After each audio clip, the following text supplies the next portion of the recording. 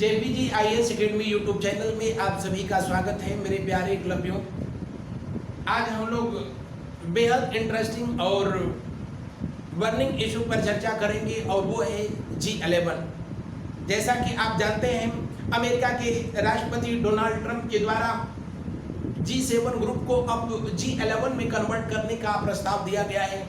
तो इस वीडियो में हम लोग आज स्टडी करेंगे कि G7 जिसे अब G11 कहा जाएगा, इसे कभी G8 कहा जाता था, कभी G6 था। तो इस संगठन को इस्टेब्लिश करने के पीछे क्या कारण थे, किन लोगों ने इस संगठन को इस्टेब्लिश किया था और वर्तमान समय में इसका क्या रोल है, इन तमाम बिंदुओं पर वन बाय वन करके चर्चा करेंगे। तो मैं शुरू करता हूं।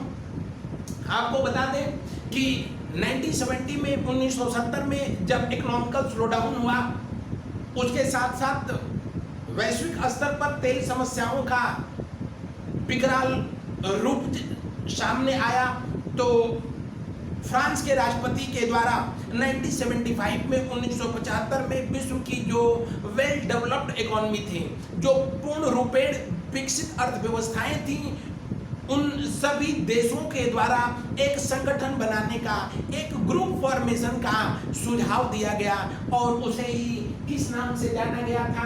G6 के नाम से जाना गया। G6 क्यों कहा गया?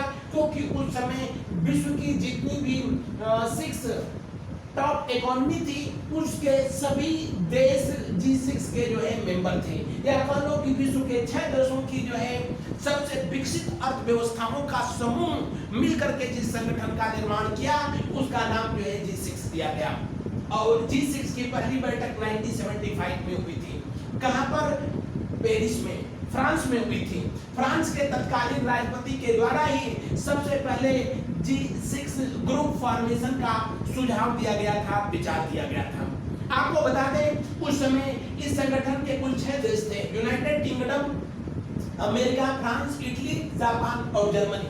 लेकिन जब G6 की नेक्स्ट समिट हुई, कब? 1976 में। कहां पर?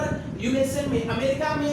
तब एक नया देश जुड़ा और वो देश नॉर्थ कॉन्टिनेंट का, उत्तरी अमेरिका का देश जो है कनाडा जुड़ा। कब? 1976 में। इसलिए अब इसे G6 से जो है G7 कहा गया।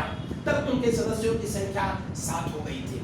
G7 जो कि विश्व की टॉप इकोनॉमी का जो है एक ग्रुप था, विश्व के पूर्ण रूप से विकसित देशों का समूह था, जो प्रतिवर्ष अपना अंतर्राष्ट्रीय सम्मेलन आयोजित करता है। हालांकि यह एक अंतर्राष्ट्रीय संगठन जिसका कहीं कोई हेडक्वार्टर नहीं, कहीं कोई इसका जो है संविधान नहीं है। जिस देश में G7 की बैठक होती है, उसी देश का राष्ट्राध्यक्ष जो है अध्यक्षता करता है। 2019 में G7 ग्रुप की जो है बैठक पेरिस में हुई थी, फ्रांस में हुई। हालांकि जो G7 ग्रुप था, G7 ग्रुप 1998 में रसिया के जो है मिल जाने से, रूस के सम्मिलित होने से जो है G8 के नाम से जाना गया था। G8 के नाम से जाना गया और 2014 में यूक्रेन कीमिया का जो मामला आया, उसके वजह से रूस को G8 से जो है हटा दिया गया। तो G8 जो था पुनः G7 के नाम से जाना गया। G7 की 43वीं जो बैठक हुई थी, वो फ्रांस में 2019 में हुई, जहां भारत का प्रतिनिधित्व देश के प्रधानमंत्री महोदय नरेंद्र मोदी जी के द्वारा किया गया। हालांकि भारत को फ्रांस के द्वारा इनवाइट किया गया था। और इसकी 44वीं जो बैठक होनी थी 2020 में, अमेरिका में होनी थी, जून में, 10 से 12 जून के बीच। लेकिन कोरोना वायरस की वजह से ये समिट पॉसिबल नहीं हो पाई, तो इसे वर्चुअल समिट के रूप में आयोजित करने का निर्णय लिया गया था।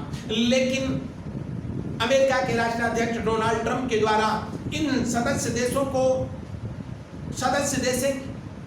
देशों के राष्ट्राध्यक्षों को वहां बुलाने का जो उनका निर्णय था, इसके वजह से इस समिट को सितंबर तक के लिए टाल दिया गया। और न सिर्फ सितंबर तक के लिए टाल दिया गया, बल्कि अमेरिका के राष्ट्रपति डोनाल्ड ट्रंप के द्वारा एक नया सुझाव दिया गया कि समय के अनुसार इस संगठन को और बढ़ाया जाना चाहिए। और जिन 4 देशों का उन्होंने नाम प्रस्तावित किया, उसमें इंडिया, रूस, साउथ कोरिया और ऑस्ट्रेलिया।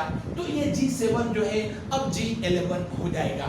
हालांकि अमेरिका के इस कदम को कोरोना वायरस की वजह से अमेरिका और चीन में जो ट्रेड वार कोल्ड वार में बदला है, कहीं ना कहीं चीन को घेरने की नीति के रूप में, कूटनीति के रूप में जो है देखा जा रहा है। तो ये रहा G6 से लेकर के G11 तक का जो है सफर। हालांकि इसके बीच G20 का भी मामला आया, लेकिन G7 ग्रुप के द्वारा ही स्टैब्लिश किया गया था। कब किया गया, कहाँ किया गया, उसको मैं अगले वीडियो में आप तक पहुंचाऊंगा। थैंक यू, धन्यवाद।